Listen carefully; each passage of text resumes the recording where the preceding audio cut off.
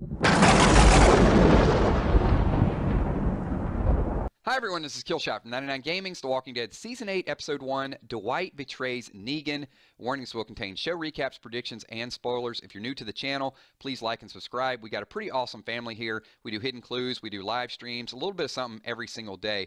Thanks to all of the recurring fans that come back. It's been a long summer, but we are back in full effect. And here we go. We're going to start out talking about why we now have to trust Dwight. I know that was a conversation topic for the last couple months. Can we really believe in him? Can we not? It started out early in the episode. You saw the arrow come in. Dwight is very skeptical. He's looking around, but I think at this point we know exactly who shoots the arrow. This is Daryl. He opens up the list. It says tomorrow. Now to the audience, we're still maybe a little bit wondering what the partnership is like, but Dwight readily pulls out the pen, starts writing down the list. So it does lead you to believe there's been some ongoing communication behind the scenes that we didn't see.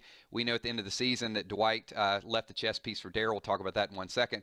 He rolls up the list, walks over to the gate. He is looking to make sure the guards, no one's spotting him. Negan's got lookouts everywhere, as we found out. There was a little bit of comic relief here. I really like this because Daryl was actually standing behind the wooden piece. So if Dwight misses a little bit, top or bottom, that could actually go through and hit Daryl. He kind of looks down, gives him a little bit of shrug off, pulls the arrow out, and we don't know what's on the list at this point, but we soon find out this is the whole basis of the entire episode. If it weren't for Dwight, then this thing wouldn't even be happening. They give each other a little bit of a nod. Dwight walks away, and then we roll into the list. This is where it got super, super exciting. So the first stop is the platform. Those of you that follow some of the spoiler sites, I do know that Spoiling Dead fan page had a picture of the platform. We didn't know what happened there. We just saw a little bit of the picture with the tree. It looked like a tree house going on. We found out early on someone got shot down off the top of that. Cross it off the list. Second on the list is the neighborhood. Once again, a little bit of comic relief here. Here we see a guy with a cigarette and a gun.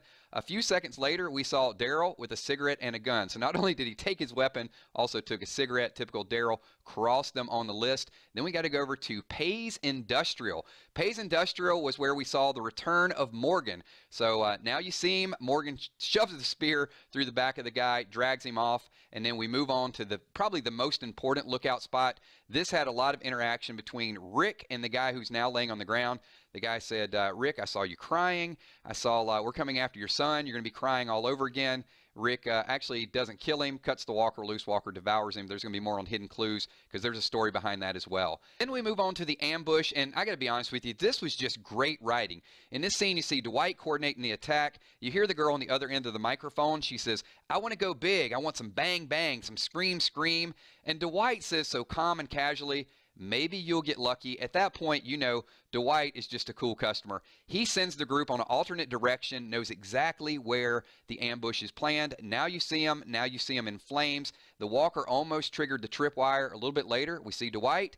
We see two guards up top, and once again, now you see them. They take them out. Dwight just casually smokes a cigarette, walks away. So there's a lot of coordination between Rick's group and Dwight. If you don't believe it, look at the lineup. Rick went around and called, and then Dwight lifts up his arm. He's actually checking the time on the watch. So Tara, Daryl, and Dwight all coordinated all of these attacks. And then when Dwight is running into the building, Rick and the rest of the group, they're shooting up at the glass. They don't try to take out Eugene. They don't try to take out Dwight. So we know there's going to be more from Dwight in the future.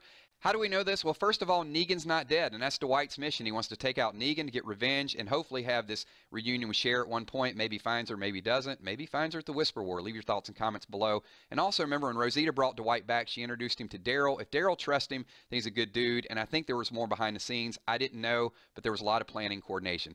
Thanks to everyone for everything that you guys do for this channel. Leave your thoughts below. Leave your comments. Looking forward to a long season of The Walking Dead. My name's Killshot. Talk to y'all soon. Peace.